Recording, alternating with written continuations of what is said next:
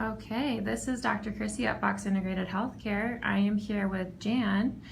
Jan has been suffering from some chronic knee pain, and she recently did a stem cell treatment into one of her knees. Jan, tell me a little bit about your experience with that.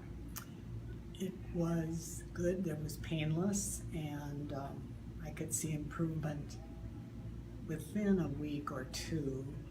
And the best part was I had to be on a trip last Friday through Monday, so I was in two separate airports, both Friday and Monday, and I could walk all the way with no problem, following my much younger sister and able to keep up with her. So that was very good news. Good to hear. And have your pain levels improved?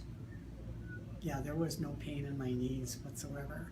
I still have pain in my knees when I go up and down steps. It has lessened, about 25% less than what it was. Very good. And would you recommend stem cell treatment to people suffering with chronic knee pain? Yes, I would, especially if they're having trouble with walking.